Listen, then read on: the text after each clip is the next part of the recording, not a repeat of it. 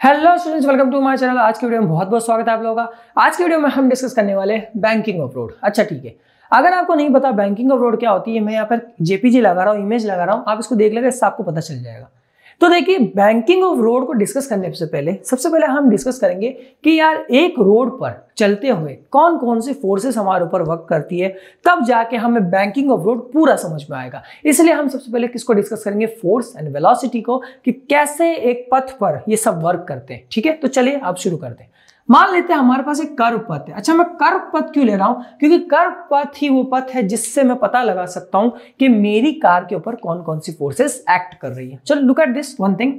मान लेते कार सी है, जब वो ऐसे कर्व पथ पे, मान लेते हैं आप एक बाइक लेके जा रहे हो ना, ऐसे कर्व पथ पे, ऐसे कर्व पथ है, आपने ऐसे बाइक ली ऐसे, तो आप एक बाहर की तरफ झटका, एक फोर्स महसूस करते हैं। आप सोचते हैं कि भाई आप बाहर की तरफ जा रहे हैं, तो आपको बाहर की तरफ धकेलने वाली फोर्स कौन सी होती है? mv²/r। और इस mv²/r का नाम क्या है? Centrifugal force. आपने पिछली वीडियो के अंदर सेंट्रीफ्यूगल फोर्स के बारे में पढ़ा, जो कि मैंने काफी डिटेल में बताया आपको। मैंने डेथ फेल के बारे में बताया और सेंट्रीफ्यूगल फोर्स के बारे में मैंने पिछली वीडियो के अंदर काफी डिस्कस किया, काफी डिटेल में डिस्कस किया, जिसके अंदर मैंने काफी कुछ इसके बारे में बताया। तो अगर आपको नहीं पता सेंट्रीफ्यूगल फोर्स क्या होती है, तो आप जाइए उसमें देखिए, आपको कंप्लीट लेक्चर मिलेगा सेंट्रीफ्यूगल फोर्स के ऊपर। तो देखिए, सबसे पहले बात, आप कर्व पथ पे से जा रहे हैं। अच्छा, कर्व पथ और ये हॉरिजॉन्टल क्या नाम है, एक प्लेन सड़क है। अभी मैं बात कर रहा हूं एक प्लेन सड़क और कर्व पथ, प्लेन सड़क कर्व पथ। ठीक है, उस पे हम बात कर रहे हैं। मतलब सड़क एकदम सीधी है, लेकिन वो क्या है, ऐसे कर्व पथ। ठीक है, इंक्लाइन पथ की मैं बात नहीं कर रहा हूं, क्योंकि जो बैंकिंग रोड है वो एक्चुअल में एक इंक्लाइन पथ है, इंक्लाइन रोड होती है। तो हम इंक्लाइन रोड पे बात करने से पहले आपको ये समझना जरूरी है कि रोड पे चलती हुई गाड़ी पे फोर्सेस कैसे कैसे एक्ट करती है सर्कल पथ पे। ठीक है, क्योंकि जो हमारा इंक्लाइन पथ होता है ना, वो एक्चुअल में कर्व पथ जैसा ही होता है। अगर आप ध्यान से देखेंगे, वो भी मैं आपको बताऊंगा, आपको डिटेल में समझाऊंगा। ठीक है, चलिए। तो मान लेते हैं, अभी कंडीशन लगाता हूं, मैं लिखता हूं कि ये क्या है, स्मूथ रोड है, एकदम स्मूथ, बहुत चिकनी रोड है एकदम। अच्छा, चिकनी रोड है, तो देखो कहा गाड़ी ऐसे चलेगी, ऐसे जाएगी, ऐसे जाएगी, ऐसे जाएगी। मान लेते हैं इसकी वेलोसिटी, इसकी स्पीड बहुत अच्छी खासी है, तो ऐसे चलेगी चलेगी चलेगी, अचानक से झटके से बाहर, मतलब ये इस कार इस रोड को छोड़ के बाहर चली जाएगी, अपने इस पथ को छोड़ के बाहर भाग जाएगी। क्यों? क्योंकि ये फोर्स इसको किसकी तरफ खींच रहा है, बाहर की तरफ खींच रहा है। लेकिन क्योंकि हम जानते हैं कि इस दुनिया में कोई भी रोड स्मूथ नहीं होती, क्या होती है, रफ होती है। अच्छा, रफ होती है भाई, जब रफ होती है तो इसका मतलब जब ये एक रफ रोड पे ऐसे चलेगी, तो इस कार पर बाहर की तरफ फोर्स लग रहा है mv²/r। कौन सा? Centrifugal force. सेंट्रीफ्यूगल फोर्स क्या? हमारी स्यूडो फोर्स। और जब इस पे स्यूडो फोर्स लग रही है, तो हो सकता है कोई एक ऐसी फोर्स इसके अंदर लग रही हो, इसके ऊपर लग रही हो, जो इसको क्या कर रही है, बैलेंस करके रखी हुई है। किससे? सेंट्रीफ्यूगल फोर्स से, ताकि ये अपने पथ को छोड़ के बाहर ना जाए। इसका मतलब वो कौन सी फोर्स होगी? वो फोर्स होगी हमारी फ्रिक्शन फोर्स। Friction force. इसका मतलब इस कंडीशन से हमें क्या पता चला कि जो हमारी फ्रिक्शन फोर्स होगी वो always greater than equals to किसके होनी चाहिए, mv²/r के। ये चीज आपको समझनी पड़ेगी यहां पर, ये कंडीशन। अच्छा, इसका क्या मीनिंग है? मतलब इसका मीनिंग ये है कि जब आप एक कर्व पथ पे बहुत तेज स्पीड से जा रहे हो, बहुत तेज स्पीड से, तो आपके ज्यादा चांसेस है पथ के बाहर जाने के, लेकिन ये फ्रिक्शन आपको बचा लेता है। क्यों? क्योंकि ये फ्रिक्शन आपको अंदर की तरफ खींचा हुआ रखता है। आप अपनी वेलोसिटी कितनी भी बढ़ा लो, जब तक ये फ्रिक्शन वर्क कर रहा है। अच्छा, इसका मतलब ये नहीं है कि किसी भी वेलोसिटी पे फ्रिक्शन वर्क कर जाता है, क्योंकि हमने पढ़ा है कि फ्रिक्शन फोर्स जो हमारी होती है वो सेल्फ एडजस्टिंग होती है। और जो सेल्फ एडजस्टिंग होती है ना, वो उसकी एक लिमिट होती है, जिसको हम कहते हैं लिमिटिंग फ्रिक्शन, जिसकी वैल्यू होती है μn।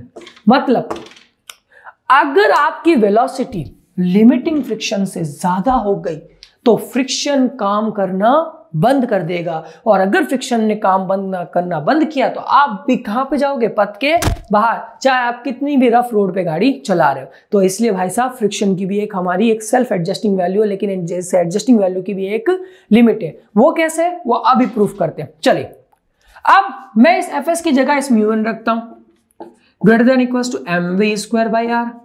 अच्छा भाई, ये तो हो गया। अब देखिए, ये मेरा हाथ है, ये एक रोड है, ये एक कार है, इसके नीचे फोर्स mg, ये रोड इस पर, सॉरी ये कार इस रोड से कनेक्ट है, इसका मतलब इस पे नॉर्मल फोर्स ऊपर की तरफ, यानी कि n इक्वल्स टू कितना, mg। n की जगह वैल्यू रखे greater than equals to M V square by R, M से M cancel, mu G greater than equals to V square by R, R को इधर भेजा less than equals to mu G R. अब आप कहेंगे less than क्यों, क्योंकि भाई ये तो व्यू स्क्वायर तो इससे तो लेस देन ही, इसलिए इसका लेस देन लिखा, अंडर रूट किया म्यू जी आर। अब यहां एक जबरदस्त चीज हमें पता चली कि भाई वेलोसिटी की मैक्सिमम वैल्यू कितनी हो सकती है, सिर्फ इतनी।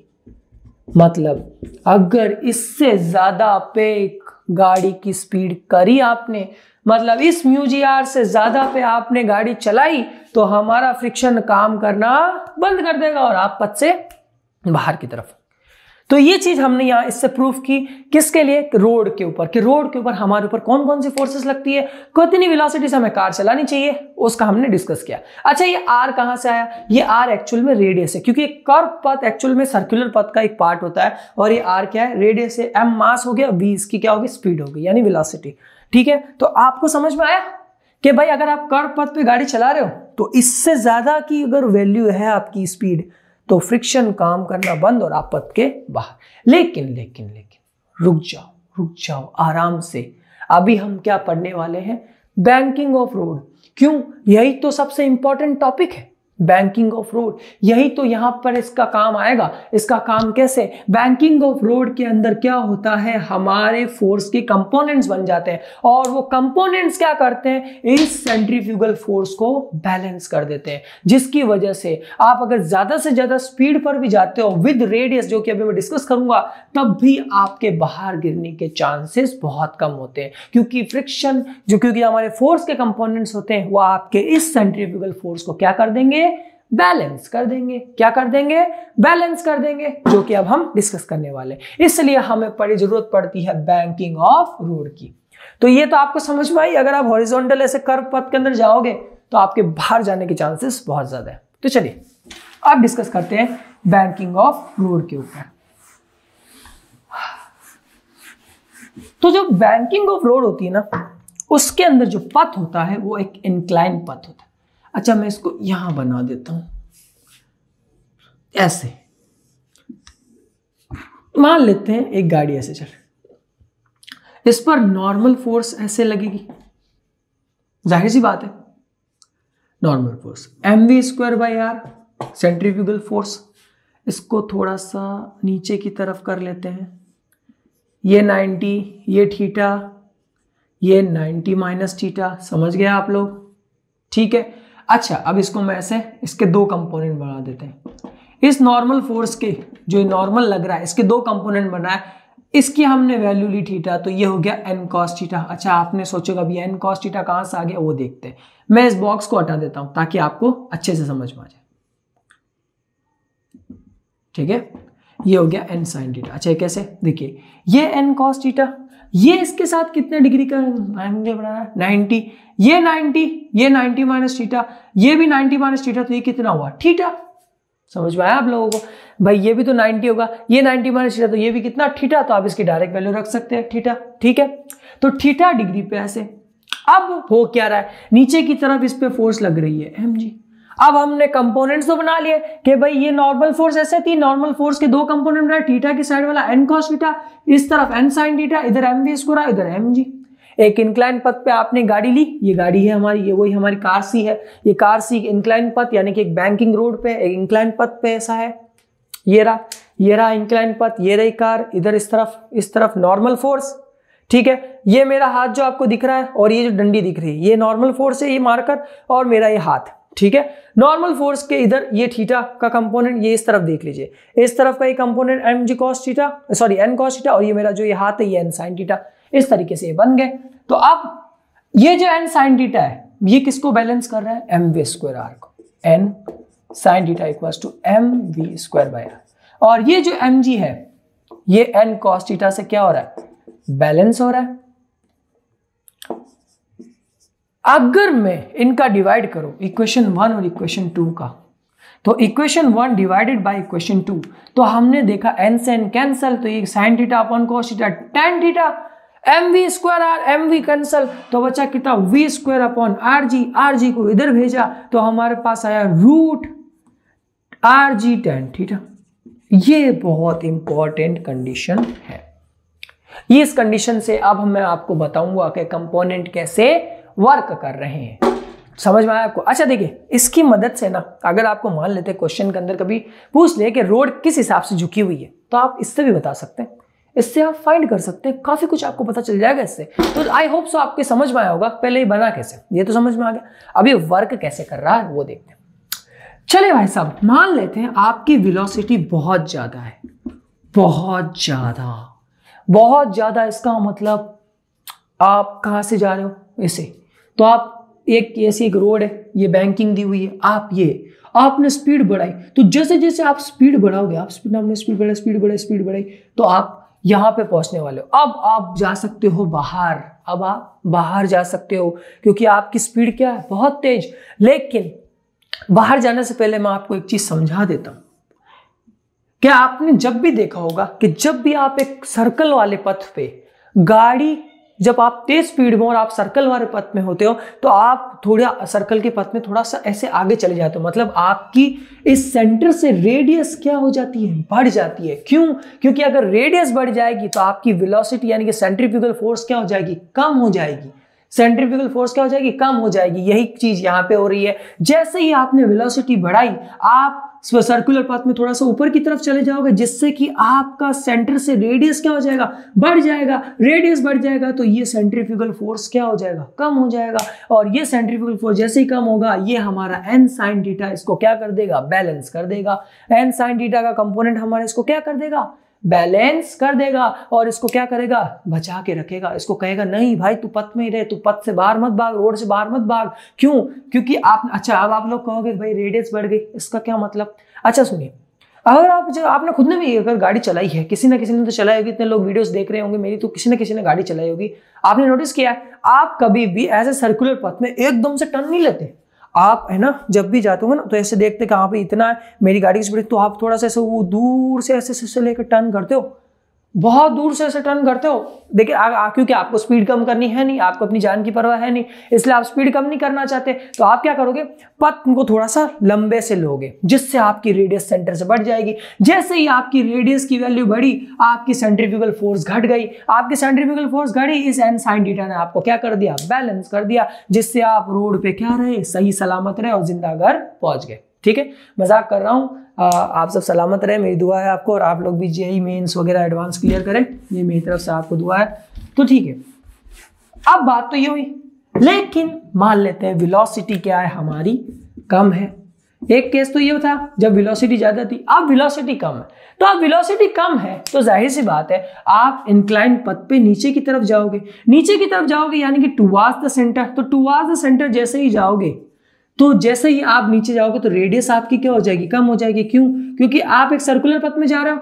आपने क्या किया, नहीं भाई हमें अपनी जान की परवाह है, हम तो स्पीड कम रखेंगे। जैसे स्पीड कम रखोगे, आप सर्कल में ऊपर की तरफ नहीं जाओगे, कहाँ रखोगे, नीचे की तरफ रहोगे, मतलब सेंटर के पास में चले जाओगे, जिससे कि आपकी रेडियस क्या हो जाएगी, कम। रेडियस कम होने से सेंट्रीफ्यूगल फोर्स क्या हो जाएगी, बढ़ जाएगी, जिससे कि ये सेंट्रीफ्यूगल फोर्स इस एन साइन थीटा को क्या कर देगा, बैलेंस कर देगा। मतलब ये एन साइन थीटा फिर से सेंट्रीफ्यूगल फोर्स को क्या कर देगा, बैलेंस कर देगा, और आप हमेशा किस में रहोगे, रोड में रहोगे, और रोड से बाहर नहीं जाओगे। ये आपका पूरा कॉन्सेप्ट था बैंकिंग ऑफ रोड का। अच्छा नहीं समझ में आया तो देखिए, मुझे पता है नहीं समझ में आया होगा, तो 2 मिनट वापस से देखिए, फिर से बता देते। पहली कंडीशन, अगर हमारी वेलोसिटी ज्यादा है, तो क्या होगा, जैसे ही आप जाओगे ऊपर की तरफ, आप बाइक लेके जा रहे होंगे, आपकी वेलोसिटी ज्यादा होने से आप सर्कुलर पथ में ऐसे घूम रहे होंगे। देखिए ये सर्कुलर पथ है और ये ऐसा उसका इंक्लाइन हो गया, देख लीजिए, इसको मैंने इंक्लाइन बना देता हूँ, ये सर्कुलर पथ और इसमें ऐसा इंक्लाइन। अब मैंने बाइक चलाई ऐसे, तो मैं चाहता हूं मुझे पूरा गोल घूमना है, लेकिन मैं अपनी स्पीड कम नहीं करना चाहता, तो मैं यहां से चलूं। ओ मैंने स्पीड बढ़ाई, तो मैंने देखा भाई मैं तो रेडियस से धीरे, जैसे मैं यहाँ पे था तो मैं रेडियस से पास में था, लेकिन मैं जैसे उस पथ के ऊपर गया, रेडियस से मेरी दूरी क्या हो गई, बढ़ गई। सॉरी, सेंटर से मेरी दूरी क्या होगी, बढ़ गई, और सेंटर से दूरी क्या होती है, रेडियस। तो रेडियस जैसे मेरी बढ़ी, मेरा सेंट्रीफ्यूगल फोर्स क्या हो गया, कम हो गया, और इस सेंट्रीफ्यूगल फोर्स के कम होते ही n sin थीटा ने मुझे बैलेंस कर दिया, जिसकी वजह से मैं इस सर्कुलर पथ के अंदर ही रहा, इससे बाहर नहीं भागा। पहली चीज। दूसरी चीज, अगर मेरा वेग कम है, वेलोसिटी कम है, स्पीड कम है, और मैंने कहा नहीं मुझे जिंदा रहने का शौक है, मरना नहीं है, तो मैं इस पथ के अंदर कहीं यहां पे रहूंगा सर्कुलर पथ में, और मेरा रेडियस क्या होगा, कम। मेरा रेडियस कम होगा तो मेरी सेंट्रीफ्यूगल फोर्स क्या हो जाएगी, बढ़ जाएगी, और फिर उसके बाद n sin थीटा फिर से उसको क्या कर लेगा, बैलेंस कर लेगा, जिससे कि मैं बच जाऊंगा। तो यही पूरी कंडीशन हमारे यहां पर अप्लाई हुई, किसके लिए, सेंट्रीफ्यूगल फोर्स के लिए। ओके दोस्तों, तो यहां पर एक बहुत बढ़िया चीज जो हमने देखी अभी, जैसे कि मैं आपको एक क्वेश्चन देता हूं कि भाई एक रेडियस इक्वल टू 20 मीटर दिया हुआ है, थीटा हमारे पास दिया हुआ है 60 डिग्री, और हमसे कहा है कि भाई बताओ इसमें एक स्मूथ पथ पे कितनी वेलोसिटी से वर्क करेगा। तो यही वाला फॉर्मूला लगाएंगे, v equal to R. R हमारे पास कितना आ गया, 20 मीटर, जी हमारे पास कितना आ जाएगा 10। tan 60 की वैल्यू कितनी होती है, √3। इसको कैलकुलेट करोगे, जो भी हमारे पास वैल्यू आएगी वो एक मैक्सिमम वेलोसिटी होगी, जिससे कि हमें ये पता चलेगा कि भाई इससे बाहर इतनी स्पीड होगी, इससे बाहर अगर इससे ज्यादा स्पीड होगी तो हमारा जो कार है वो सर्कुलर पथ को छोड़ के बाहर चला जाएगा। तो इसी टाइप के क्वेश्चंस आपके आते हैं, ज्यादा हाई लेवल के क्वेश्चंस नहीं बनते। लेकिन पहली बात, ये तो इस वीडियो का पार्ट 1 था, पार्ट 2 तो अभी आया ही नहीं, क्योंकि पार्ट 2 में हम डिस्कस करने वाले हैं क्वेश्चन आंसर्स विथ एक और इसकी थ्योरी है जो मैंने अभी तक आपको बताई नहीं है, कि इस पूरी कंडीशन में फ्रिक्शन फोर्स कहा गया, जिसके बारे में इतनी रामायण हमने पहले पढ़ी, इतनी चीज हम पहले पढ़ी। अभी आपने शुरू में देखा हमने फ्रिक्शन फोर्स पढ़ी है, इतनी फ्रिक्शन फोर्स के बारे में इतना बड़ा लेक्चर दिया, लेकिन यहां तो फ्रिक्शन फोर्स कहीं पर भी नहीं आई।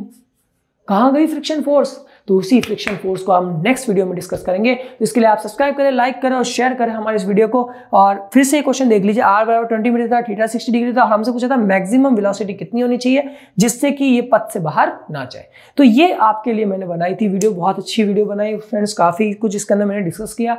आई होप आपको अच्छी लगी होगी। मिलता है नेक्स्ट वीडियो में, सब्सक्राइब करें, लाइक करें और शेयर करना ना भूलें।